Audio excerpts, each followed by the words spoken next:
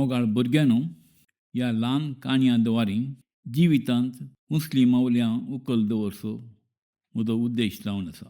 तुमकां आड वाटेन ओडोवंक प्रयत्न करच्या दृश्य माध्यमाच्या ह्या प्रभावीत काळार ह्यो काणयो तुमकां सडीत गरजेक पडटीत म्हणलें म्हजें चिंतप. कोंकणी भाशेंत भुरग्यांच्या साहित्याक बरगल आसल्या ह्या काळार सरी जावन ह्यो नितीच्यो कथा तुमच्या मुखार उतरां रुपार सादर करूंक म्हाका खुशी जाता. म्हजें नांव आजच्या मेलार हांव एक कोंकणी लेखक.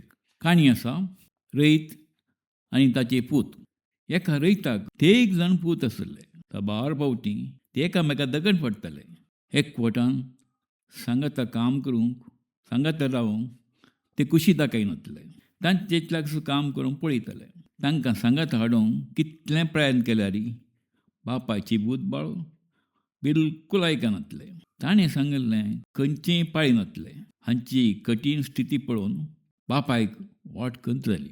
ताणें हांची परिस्थिती सुदरोवंक आनी तांकां सांगाता लागीं हाडूंक मस्त चिंतलें. तवळ ताका एक उपाय मतीन दळकारलो. एका दिसा ताणें आपल्या तेगाय पुतांक सांगाता पयलें. लागसार शिंपण आशिल्ल्यो बडयो हाडूंक तांकां सांगलें. त्या बडयांचो एक काट करून ताणें एका दोरयान तो बांदलो. उपरांत तो बडयेचो काट मोडूंक ताणें आपल्या पुतांक सांगलें.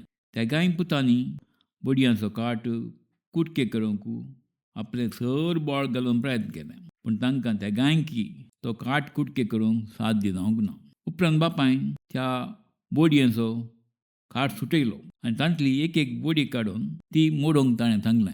हर एकल्यान ताका दिल्ली बडी गडयेन मोडून सोडली आनी 2 गुटके केल्यो.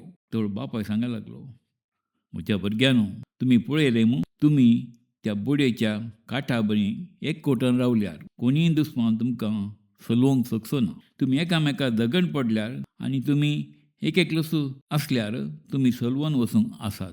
बापायच्या लिसांव मारिपात पुतांक एकवटाच्या दैताचें सत कळीत जालें. ताच्या उपरांत एकवटान माया मोगान आनी शांती समाधानान सांगाता जियेले.